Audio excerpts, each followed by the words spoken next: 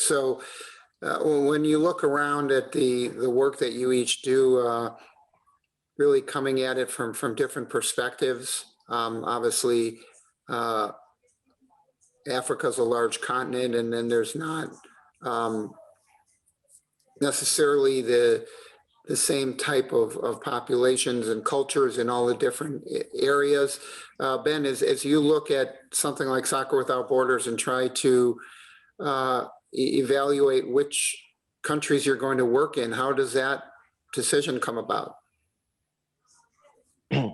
Yeah, I think historically that came about through requests from community members that were already doing some work in the communities where we were potentially going to start programming, and then if there's an alignment with what's happening and where where the organization is at, and I think in the early stages when the program in Kampala started, it was very organic, and in that way, members of the refugee community, mostly from Congo, had reached out to us about supporting a school that had started there for refugee youth who were not able to attend school. And now, after 15 years, we have a much more sort of methodical method of evaluating and sort of looking at what are the criteria that would make sense for us to start a program, assessing the sustainability, assessing the community need, and really just being able to make that decision.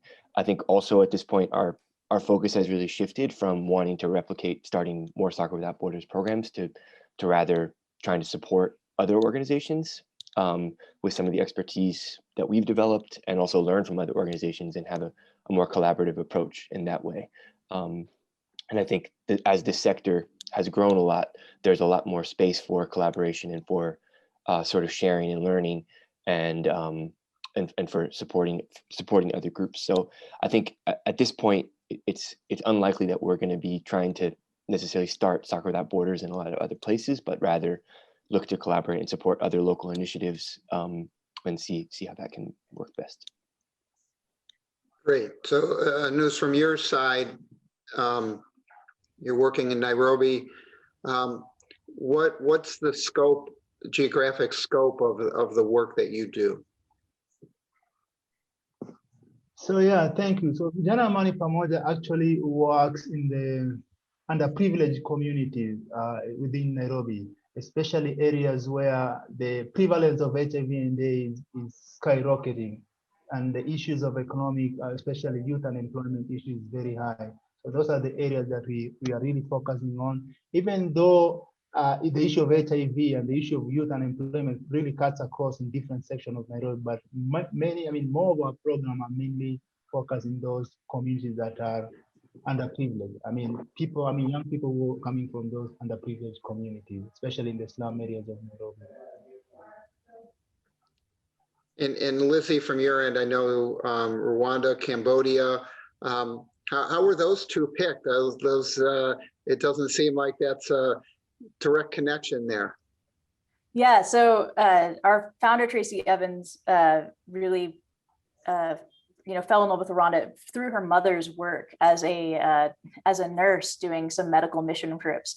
And the first country that caught her attention was really Rwanda, and came to this area through kind of this family friend that built a well in the community, and thought there really wasn't any support for this community, but they had partner schools who really wanted something for their youth in their community. And so she had this idea for a sport organization using her past experience as an Olympic athlete. She knew how sport could transform lives, and decided to found that organization here. Cambodia came much later. It was only founded a few years ago.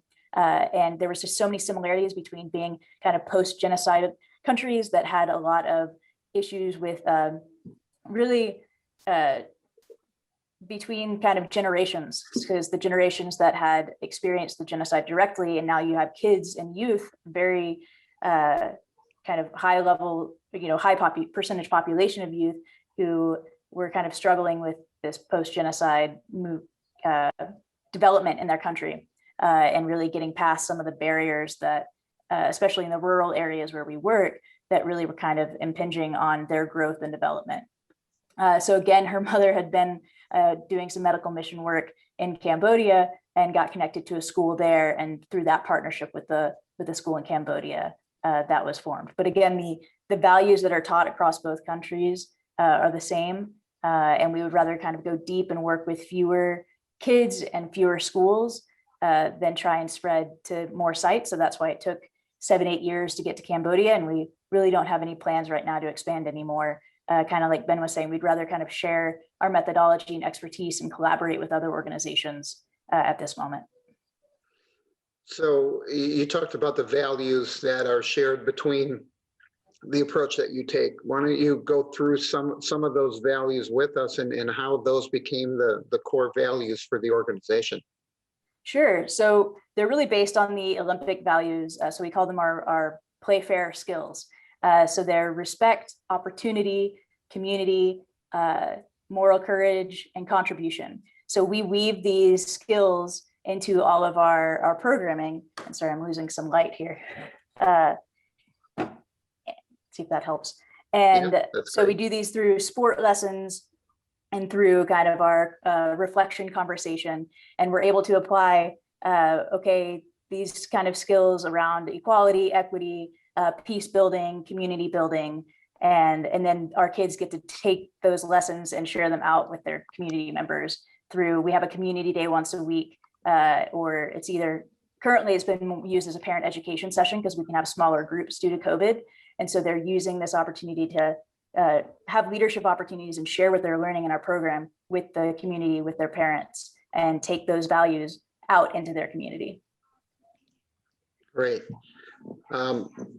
Ben, you talked about the fact of not looking now necessarily to expand to more countries, but looking to partner with organizations. So as you go through that process, take us through how you evaluate what makes a good partner for another country. Yeah, that's a great question. So one of the areas that the program specifically in Uganda has been really focused on is around supporting the development of female coaches in within Uganda and within the East Africa region, and actually developed in partnership with the organization called Common Goal, which is a network of other organizations like VAP, like Soccer Without Borders, that are using specifically soccer. So it's not necessarily as like inclusive of other sports, but it's really looking at groups that are using soccer around the world in specific ways that are really aimed at tackling different social issues that are most relevant and identified by specific communities. And within that network, there's a number of organizations that they need to go through a certain kind of criteria around financial transparency, quality of programming, really looking at integrity of leadership, commitment to the values, some of which Lizzie was describing in terms of like what the focus is not necessarily around developing talent, but around developing the whole person. And so with that, operating within that network, while they get some support, Common Goal members get some support, it's often quite common that even the leading organizations are still really struggling from a resources perspective. And I think that's probably true of all organizations in the sector in the US, in Africa, in Southeast Asia, where another place where Lizzie's working in Central America, there's a lot of organizations that do not have sufficient resources to continue the work. And so even with the organizations that are sort of leaders within the field, something that has surprised me is that there are often still sustainability challenges. And so, we're able to use the Common Goal Network to really be confident that the other organizations that we're working with have a commitment to doing work in the right way, and be able to support them in terms of, specifically around that area of expertise of developing female coaches and creating opportunities for girls to play within their programs. And that's an area of the organization that we've been really focused on around gender equality, and looking specifically at the United Nations Millennial Development Goals. Goal number 5 is around female empowerment and gender equality, and we really see sport as an amazing way to achieve that. And so I can talk a bit more later about some of that some of that work in terms of what it looks like. But I guess to answer your question, we're able to work within the the sector that has sort of identified some organizations that are able to work in the right way, and those are the those are the types of partnerships that we look to. That's one means of evaluating that. And I guess I would also say on a more local level, there are many very grassroots organizations or coaches that are that I'm sure Enouce can talk about as well, that that are doing great work, teachers that are having a team at their school or just on a very, very grassroots level. And we also want to try to make space to support them with some fundamental trainings, or if we can support with equipment. I think having a resource of an international organization in the community can help support some of that grassroots work, although perhaps not at such a deep level of partnership. So in this, we looked and heard what Ben had to say about his ideas for partnerships and for making decisions on where to go next. What does it look like from your side in Kenya in terms of getting the funding and support that you need to run the programs or expand the programs that you're operating? Enouce? So yeah, that's a good one. Based on the program that we do, based on the program that we are running here in Kenya, actually we'll try and look at those foundation and corporate that are like-minded. They have interest in the program that you're running. If there's a corporation or there's a foundation that has an interest in the areas that you're running, then that would be a good match for us. So trying to find those kind of a match, I think it's very, very key so that you don't mismatch the kind of partnership that you're looking for. So we have to be very strategic in our search for partnership, making sure that you search for those corporates or foundations that are very much in line, or under their CSR, they are very much in line with the kind of activities that we are running here in Nairobi, Kenya. So that way will make a very fantastic kind of a partnership, as opposed to getting a partner or a foundation that does not, it's not interested in the lines of your area of focus. So in short, I would say trying to identify the like-minded partners is very, very key. I mean, organization or foundation that are very much interested to what you guys are doing. For example, in our case, the areas of HIV, the areas of employment, youth employment, those are very, very key. And we have to really, really try and make sure that we bring a match for that. And are you finding that most of the support that you're getting is coming from within Kenya, or are you having to go outside of the country to look for some of that financial support and partnerships? Yeah, to be honest, I would say out of 10, we have 2% of the support we get is from the local, from Kenya. 8% of the support that we get is from outside the country.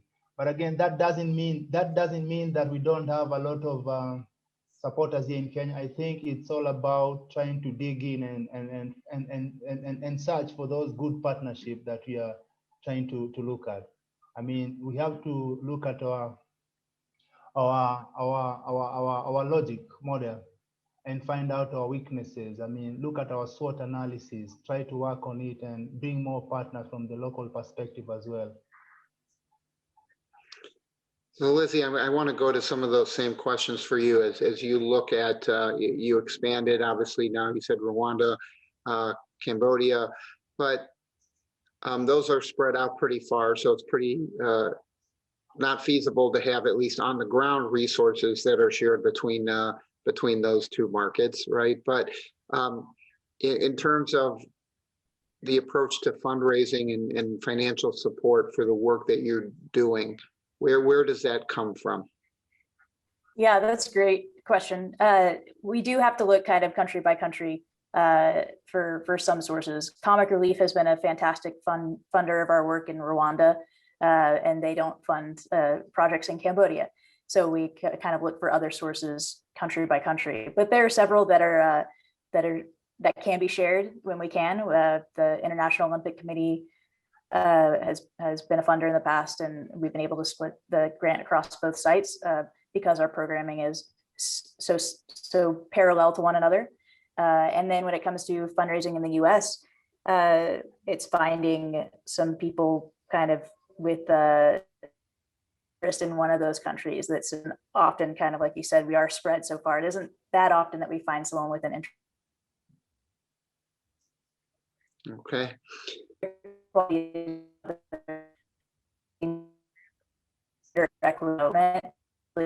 Ones that are inclusive of boys. And it looks like my ad isn't that great. Okay, well, we'll come back to Lizzie. Ben, let's go over to you now. As you look at Soccer Without Borders, you started talking about some areas you wanted to come back to, and let's go back to those areas that you were referencing before. Yeah, sure. So I think one of the things I was mentioning was just around some of the efforts to support the development of female coaches and in the area. And I think that the core of what we do is really around the programs in Kampala serving refugee youth primarily that are not able to go to school, but increasingly as we've developed sort of expertise in the field and within the region, there's been a lot more opportunity to collaborate with groups from Kenya, from Rwanda, from South Sudan, from other parts of Uganda. And one initiative in particular that we started over the last 2 years was called the Global Goal 5 Accelerator, and that was an effort to bring organizations that were interested in developing more opportunities for girls within their program. Just statistically, globally, 12% of soccer players are female, and so when you look at who's playing the game, especially around the world, it's still a very male-dominated field, and part of that is because there's not a abundance of female coaches and role models that girls can see and look at to emulate. And so the idea of the Global Goal 5 Accelerator was to bring together different coaches different organizations, not only coaches, but also at the organizational leadership level, and looking at what structural changes at the organizational level do organizations need to make to create more opportunities for girls to play, have a component to train female coaches and increase their skills, and also have a chance to increase the skills of female leaders within the organization. So you're sort of looking at the player level, the coach level, and the organizational leadership level, looking at making a gender action plan at all three levels in order to develop, to create more opportunities for girls and women within all three areas. And we've had about 25 organizations from around the region take part in that program. It also consists of some funding for the groups to take back with them. So I think sometimes we like to talk about, doing work internally and let's have more opportunities for female coaches. But if there's not funding that supports that work and supports them to be able to do that, it can be really hard to make those structural changes. So the participating in the program actually also consists of some funding to support a position for a female coach or a female leader. And so that's some work that I think has a lot of potential in terms of how can organizations start working together across locations to do some really meaningful work, and all learn from each other and really kind of take a step forward in an area that's really underrepresented. Well, you raised some interesting issues in terms of support and goes to staffing and goes to other things like that. So Enouce, as you look to do the work in the communities that need the help, where do you get your staff from, and how do you go through the process of developing and training them to be prepared for that work?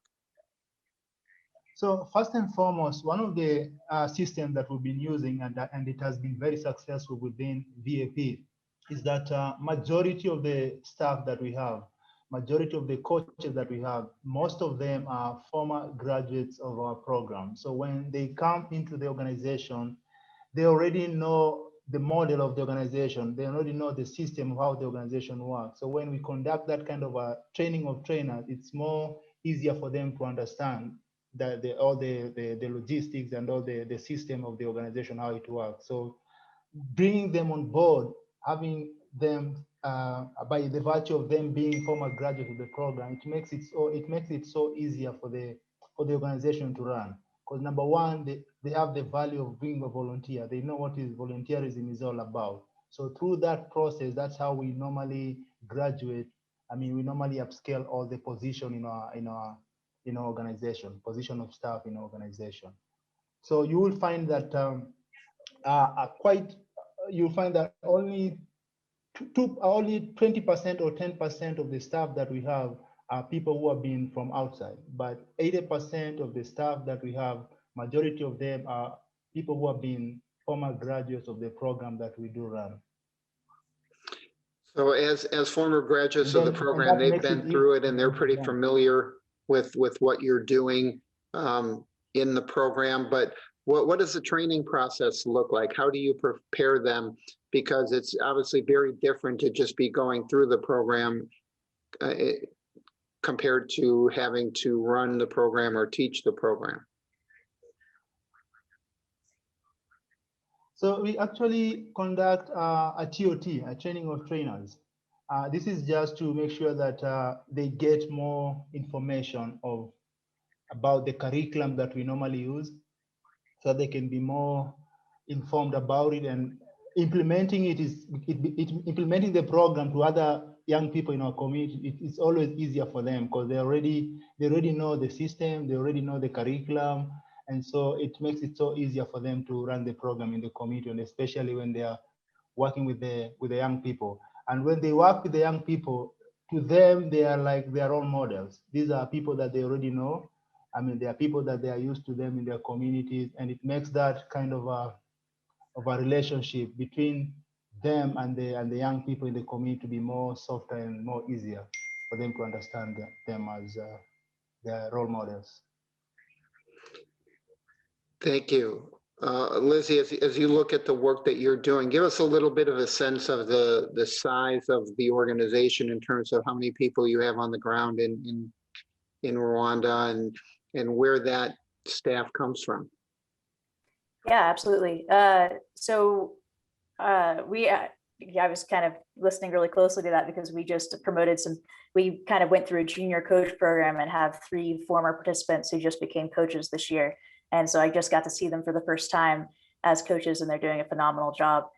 So we have 14 volunteer coaches, most of whom are teachers in our partner schools or past participants of our program. And it's equally men and women, 7 women, 7 men as our coaches. And then we have 2 program assistants who are local Rwandan, and 2 program coordinators, one of whom is Rwandan and one of whom is an expat. And then I'm usually based in the United States overseeing the program. So we're quite a small program on the ground over here.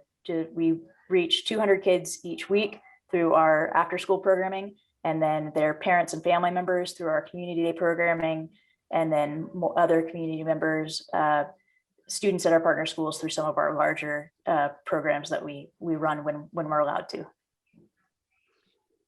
One of the things that I want to follow up on, which is always interesting as people try to get into this space, is learning how each of you got here. So Lizzie, what was your connection? How did you break into doing this kind of work? Actually, through Soccer Without Borders was probably my first big breakthrough. I did a monitoring and evaluation fellowship after I finished my master's in public health at the Uganda program site, and then actually went out to Oakland and did a little bit of work out there with Ben and his team as well. So they were the ones who really kind of got me into the field, my foot in the door, and kind of blended my love of sport, women's empowerment, and public health into this unique element of niche of sport for development. And so I got connected to Kids Play International 2.5 years ago and have been with them since. Great. Enouce? Wow, first and foremost, that's a good one. I really appreciate and salute Special Olympics. It's a great movement. I was in college and I used to volunteer for Special Olympics Kenya. I remember very well that was a team that was going to North Carolina in the year 1999. So I got involved as a soccer coach, volunteer. So from that point, uh, after graduating from school, I ended up starting VAP. But basically, VAP was a soccer club. Typically, it was a soccer club that had to transform from being a soccer club into an organization that is using soccer as a tool for HIV. The reason why we had to transform that, or the reason why I had to transform VAP into a charity that uses soccer, is by the virtue that the place where VAP was formed was a place known as Majengo. Majengo is a place where the prevalence of HIV is very high. There's a lot of commercial sex, and a lot of young people who used to play soccer for my club were either infected or affected by HIV, either lost either one of their parents or both parents through HIV. So that's where the whole thing and the whole movement of using soccer, the whole movement of using sports as a tool for social development came up. So, I mean, big respect will go to Special Olympics. Being a coach there, a volunteer coach for 1 year, I think, that is actually opened up the space for sports for development, or me being involved in sports for development space. Great. Ben, what about from your end? Yeah, I think I got interested in this type of work through, I was a lifelong soccer player, and I had a lot of really beautiful experiences through playing the game and being on teams, and I also had some less than exciting experiences. I think particularly I grew up in San Francisco, and then I went to the East Coast to play college soccer, and I grew up. My mom is gay and is in a relationship with a woman. My sister was also in a relationship with a woman, and when I got to my college team, there was a lot of homophobic and racist jokes that teammates would say, and I just noticed that the coaches would sometimes hear, and they would never kind of push back against that. And I just kind of it really stuck with me that there's a way in which teams are such a powerful vehicle, and there's a potential for them to do so much more if there's really intentional coaches to really talk about those issues and bring up those things. And I think that sort of put it in my mind that I wanted to create a different type of space within soccer, and to have a place where there's a little bit more of there's a little bit more intentionality and accountability, and where we can talk about things that are outside of the field. And I guess that was very theoretical, and then that sort of led me to putting the idea of Soccer Without Borders together as to create a platform through the sport. And then 15 years later, it's evolved a lot. But I think initially it was really about how could you kind of broaden the scope of what is happening within the team setting, and have more authentic conversations. And I think now kind of hearing the different areas that Enouce is talking about, with what they're able to bring in and how they can educate the kids in that community about such important issues through sport, because you have the attention of youth and they want to be there.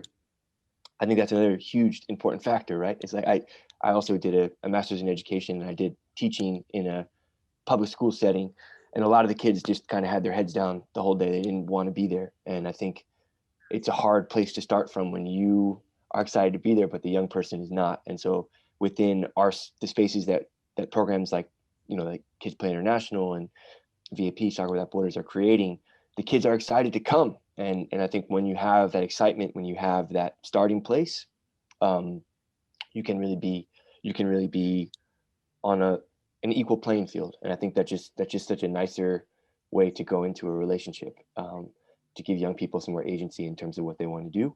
And so I guess that's part of the journey for me. I don't necessarily think I thought I would be doing this for so long, but I think it just that that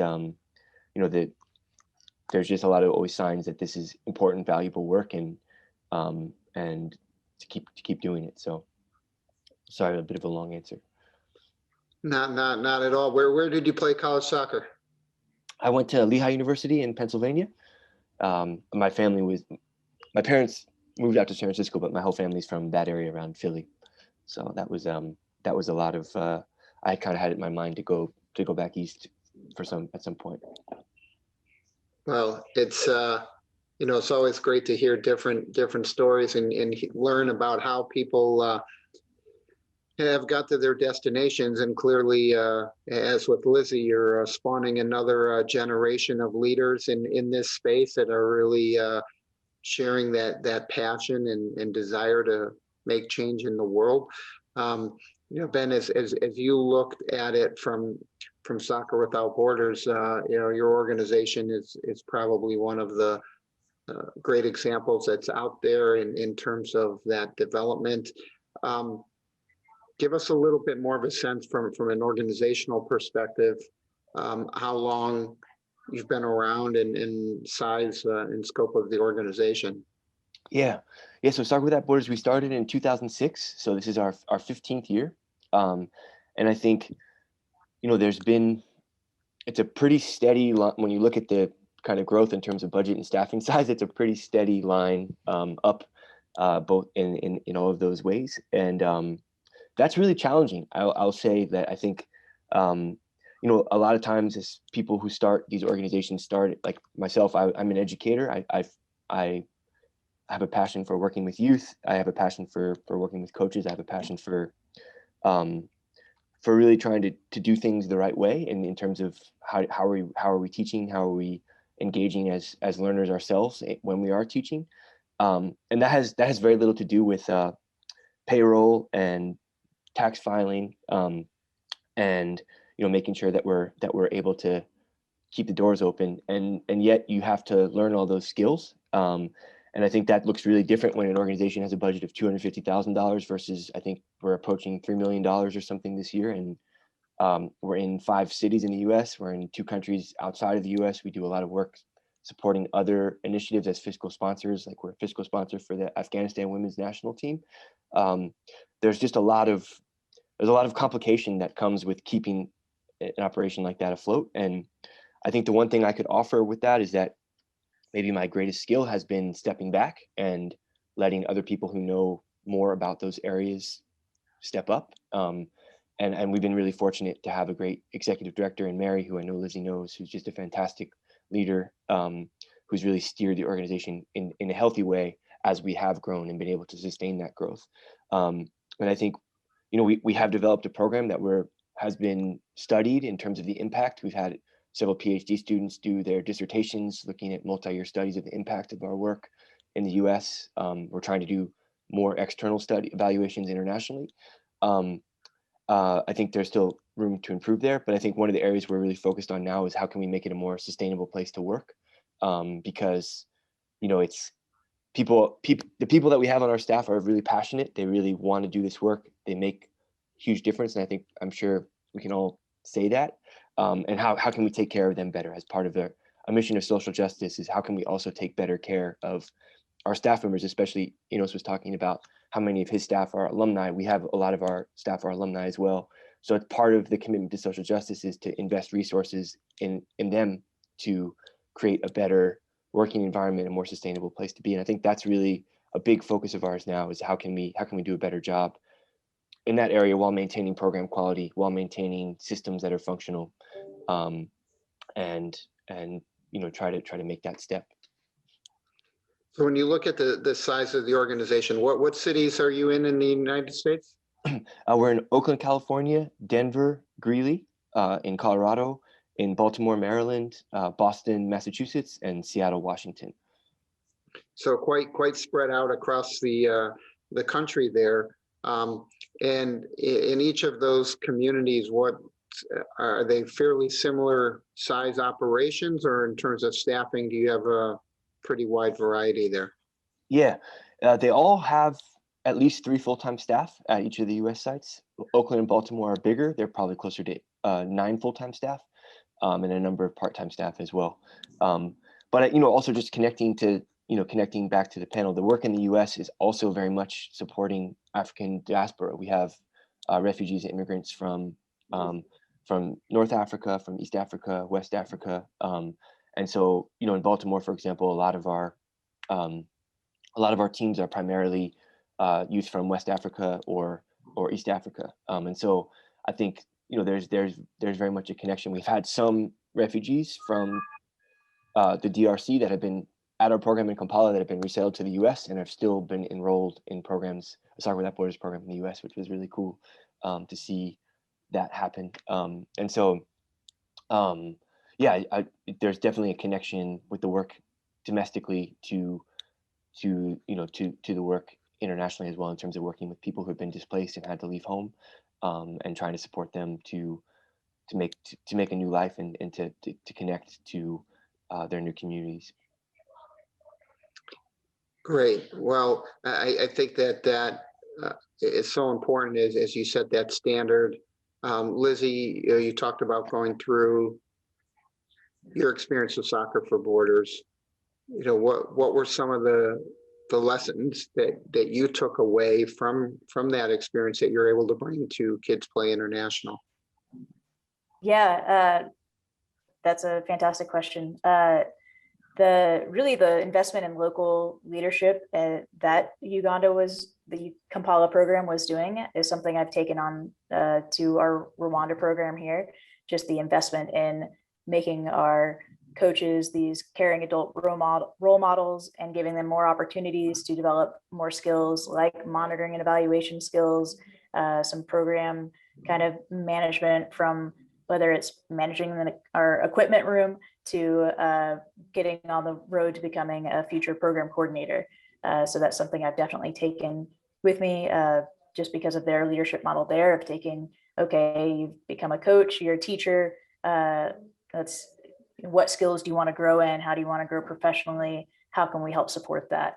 And so that's something we've definitely incorporated into our programming here, and how we're investing in the health and sustainability of our staff here. So you talk about investing into the health and sustainability of the staff. Tell us a little bit more about that and what that looks like. Sure. Right now, this mental health training is a huge part of that. So we've been not only investing in kind of our kids' mental health, but really seeing this as an opportunity for our coaches to delve into issues that they may have so that they can better connect with our kids and community members. So we actually, for the last 6 months, partnered with a mental health organization in Kigali to come out and do a training. And we trained our coaches as well as other community members as lay counselors. So they went through a 16-week, 96-hour training on how they can be a resource and referral network of our own within our small community. And not only our coaches gain these skills, but the community members, including parents of our kids, the headmasters in our partner schools, a couple of teachers, village leaders, so that they can help lift some of the burden off of our coaches who are in it every single day, and say, you know what, I can refer you to a trusted community member to help you deal with this problem too, so that our coaches aren't burdened with all of the things that they're hearing from our players day in and day out, whether it's just kind of the poverty level issues that they face to more extreme mental health issues because of, again, the intergenerational trauma of being in a post-genocide country, the trauma that their parents still live with maybe on a daily basis, or at least carry with them. We realize that this is something that we need to delve into as our program deepens in the community. Well, Enouce, I'm interested to hear, because you heard from from your side, Enouce, in Kenya, you heard Ben talk about some of the issues he faced with homophobic comments. You heard Lizzie talking about mental health. Are those issues that you're dealing with in Kenya in terms of the program? Yeah, absolutely. Those are very critical issues that you're dealing with. I mean, the issue of mental health and support, it's something that we're actually trying to integrate in our program, especially during this COVID fog era. I think it's very, very vital, because as much as we are serving the community, I think even the coaches, we ourselves, even our staff as well, and the entire community should actually be brought to speed in issues regarding mental and psychosocial support. So I think those are very, very critical issues that we are actually implementing in our organization and the community that we serve. And the issue of ban too, those are also issues that we're also facing. I mean, whatever that goes around in Uganda, whatever that goes around in Rwanda, it's more similar to what is happening in Kenya too. There's no difference. There's no difference. So beyond those, give us a sense of some of the other issues that you're finding most challenging in Kenya now. What are some of the top things that you're going through as an organization, or that you're seeing as challenges to being able to have success with your program?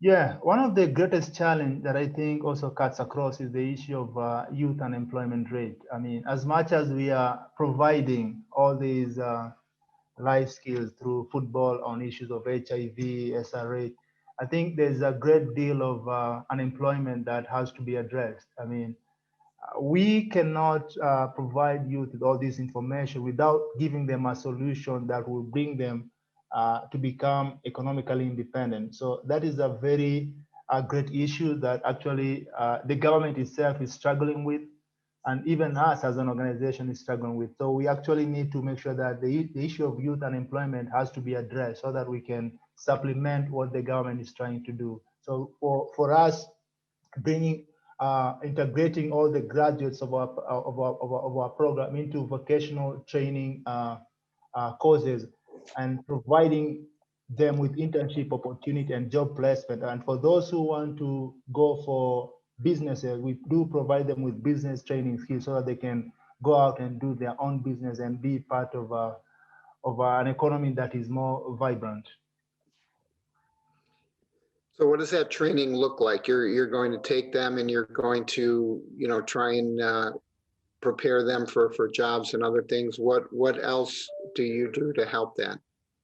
So this is what we do. I mean, participants who graduate from our programs, based on their careers that they want to pursue, we partner with various colleges around Nairobi. So for those participants who are not in a position to proceed with their academic dreams, then we give them a pathway into those colleges, depending on the types of careers that they want to do. If they want to do pastry, if they want to do hand beauty, if they want to do electrical engineering, we place them with those partnering colleges so that they can go through that kind of a course.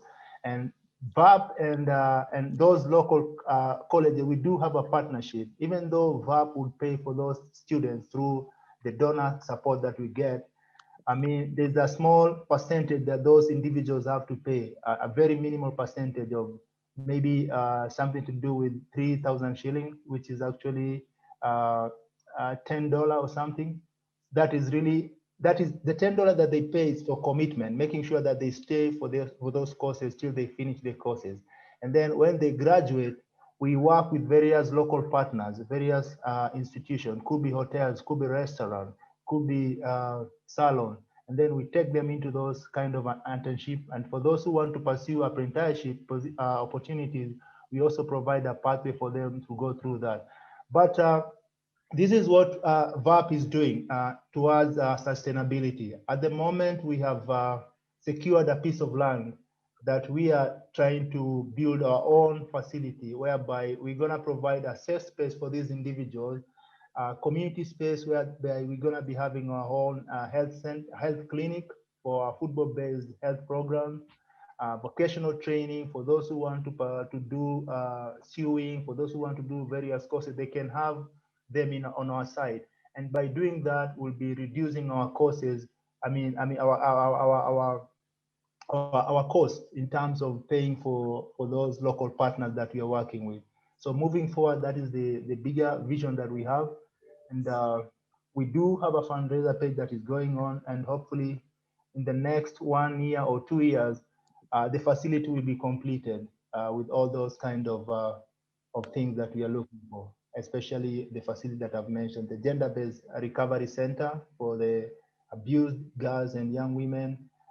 We're gonna be having a health clinic and a library for participants who want to do education, studying and doing homework in a very quiet and serene place. Well, I want to commend all of you. You're doing incredible work. I love seeing the success that you've had. Would love to see, and then this is going to be our last question here for everybody. Love to see what we can do as Sports Philanthropy Network and the people and organizations that are affiliated with us. You know, let's stay with Enouce. What can we do from this end that would help you grow as an organization and help support your efforts? And I'm going to take out, we'll call it donations, because we understand that donations help everybody, right? That's the lifeblood. But beyond that, what other things can we help and people in our network help provide as support? I think this kind of a networking, it's very, very key. Learning from different players and different organizations that are doing fantastic work from different places. You know, just knowledge sharing and that opportunity of linking up, that really adds a lot. There's a lot of capacity building. There is a lot of networking, knowledge sharing. So in the midst of all that, I think that really adds a lot. So from my perspective, I think that opportunity of networking, that opportunity of knowledge sharing, that opportunity of getting to learn from each other in terms of capacity building and in terms of moving forward our communities and communities learning from each other. I think that is very, very key in terms of organization, development of an organization. Lizzie, same question for you. Yeah, I fully agree with all that was just said. I think maybe to expand on it, I think, you know, how I learned from Soccer Without Borders about how to really develop the local staff. Like there's benefits at the programmatic level as well as at the organizational level that I think there can be support on from other organizations, from learning from one another, from, you know, seeing others' models, because we're all so invested in this work that we all, you know, want access to those resources that's going to really help our work just make more of an impact. And so to be able to just hear the most impactful things without having to reinvent the wheel and learn from one another, and take those best practices, again, from, you know, from curriculum development all the way up to organizational development. And then Ben, we'll give you the last word here. Obviously, you've set the standard in so many ways, and looking around across the country in many different communities and influencing organizations around the world. Take us through what opportunities there are for people to connect with you and help support your efforts. Yeah. I also just want to say thanks, Roy, for the opportunity to connect, and Enouce, I just want to say congratulations on getting that land, and I really want to wish you all best of luck with making that space, because I think physical space is such a big deal for organizations like ours. I know we're going through the process right now of purchasing a building in Baltimore that's going to have a youth center on the first floor and administrative space on the second floor, and I think, you know, in terms of the question around how can we support, I mean, I think that, you know, I think that there's a lot of overlap with so many groups doing really similar good work, and so many great people that are doing this work in different communities. And I think increasingly, what both Lizzie and Enouce said about you know, knowledge sharing is so important, but I think also getting a little bit more clear on what impact looks like, because I think sometimes we're not always being honest with what's working and what's not working. I think there's a lot of within our sector of like, we just want to show the best, we just want to show what the best outcome or the best thing or the best program. And I don't think we talk enough about what's hard and what's challenging and what isn't working. And I would like to see more spaces for that. Why didn't something work? What was hard about this? Why did this fail? I think those things are also equally valuable and equally valid. I think this work is 2 steps forward, 1 step back with youth. I think that's the reality of working in these communities, and sometimes we want to put our best foot forward all the time. So I would like to see that. you know, in terms of let's make space to talk about why things don't sometimes work and what's hard. That would, to me, would be a really interesting conversation. And one other thing I just would like to say is, when we look at what's happening within the sector, I think there's an increasing trend away from direct service work. And I think we talked a little bit about that from Lizzie. I think resources are increasingly going to big organizations that are doing networking events or that are doing kind of coach trainings. And I think that is not a good trend. I think that we need to keep investing in the people that are on the ground, like the coaches, like Enouce's staff who are alumni. Those are the people that make this work happen. Those are the people that deserve investment, that deserve resources. And I think sometimes, you know, we replicate kind of oppressive structures when we just say this American organization is going to receive the money to do the training, and then we leave behind coaches that have some additional knowledge but don't have the resources when they're the ones that really deserve that investment. And I, you know, just something that I think about a lot is if there's no program there, you might give, you know, for that community, that might be, there's no program, that's an F. There's no program. And if there is a program, even if it's a B-, you know, that's still a program. And so if a group comes in and takes you from a B- to an A-, that's great. But the work getting from an F to a B- is so much more important. And I just think that we need to hold that. We need to hold that the people who are on the ground day in and day out, mentoring, doing the work, bringing the equipment, staying late, holding the mental health workshops, holding that on the ground stuff are the people that need to be lifted up and celebrated. And I worry sometimes that we're getting further away from that as a sector, and, you know, investing in research studies as opposed to the work. So I guess I just, and we do need the research studies, but we also need to invest in the work and the people. And so I guess that would be true within Soccer Without Borders. Like, I think our coaches, our alumni who are doing that work, but I think in a broader way from the sector, I'd really like to see us commit to those folks that are doing the work day in and day out. So I guess not exactly, you know, donate to Soccer Without Borders, follow us, etc. I know people can find us, but I think those are just two observations that I have in terms of where the sector is at and what some things could be different.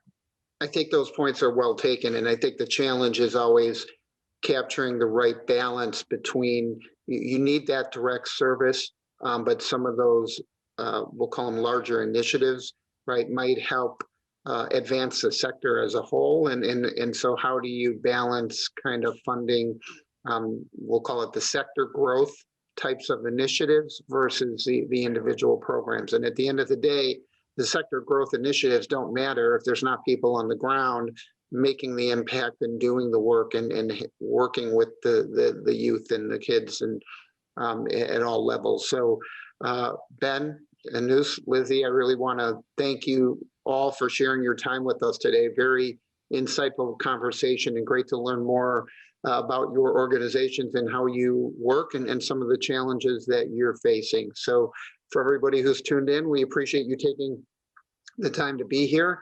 Our next session, we've got some interesting programs on the health and safety track. We have health equity, sports access, we have participation fees, DEI track, racism, international track, Middle East, and skill development, effective use of data. So thank you to everybody for being here. Again, Ben, Enouce, Lizzie, thank you so much for sharing your time, and we'll see you at the next session.